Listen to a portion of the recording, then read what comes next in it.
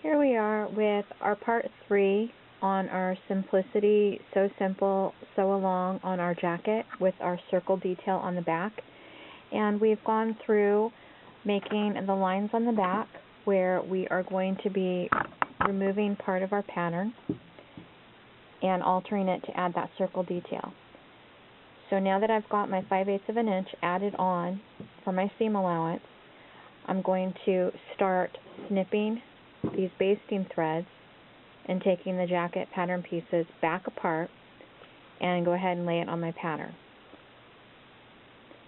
I'm going to finish doing this and we'll meet up for the next section of the tutorial.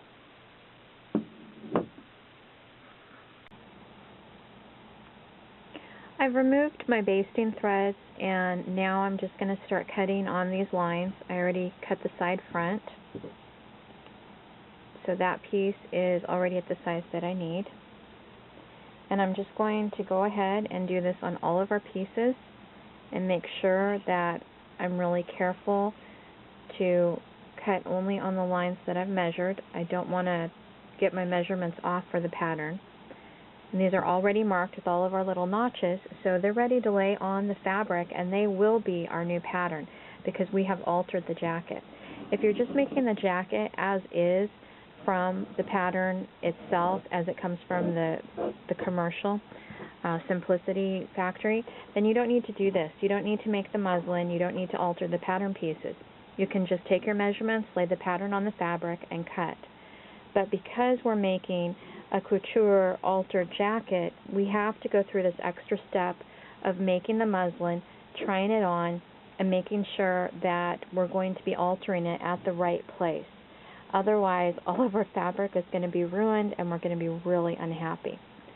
I've cut all of these pieces and now I'm going to lay my fabric out and we'll meet up at that point.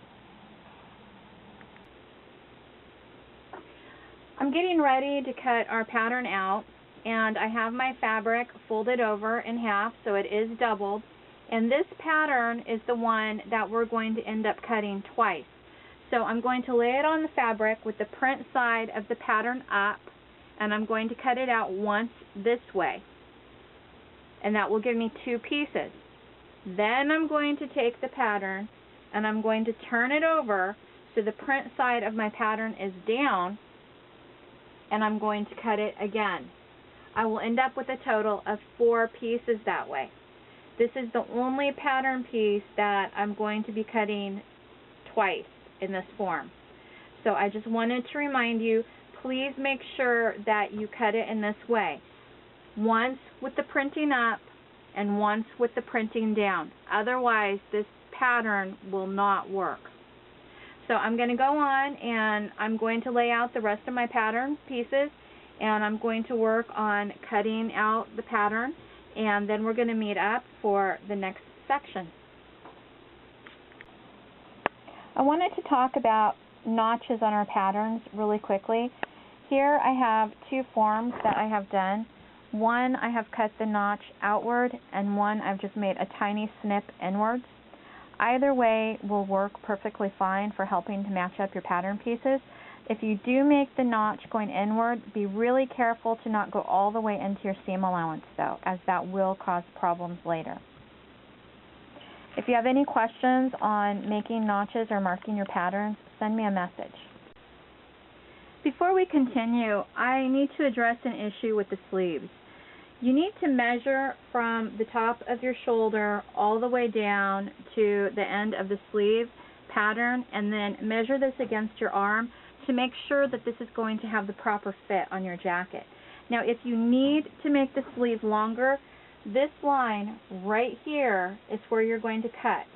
And then you're going to spread the pattern apart to make sure that it measures the distance that you need, and just tape a new piece of paper in. It's just exactly like that slash and spread technique we're always hearing about. Now, if you need to shorten the pattern sleeve, this is also the line that you're going to use to shorten it at. Or if you just want to have a short sleeve on your jacket, you don't want a long sleeve, I would suggest cutting here. If you have any questions on this, we're going to go over this technique later again, I'm sure, in other garments. But if you need to have this addressed now for this particular jacket, send me a message and we'll do some more in-depth detailed video on it. I've cut out all of the pattern pieces and I'm leaving them together with the fabric so that I don't have to look at the pattern guide to figure out what my pattern pieces are. The next step, we're going to start the construction of the jacket, and when the construction of the jacket is finished, then I will show how to make the pattern for the circle part that goes on the back. If you have any questions, message me. Thank you.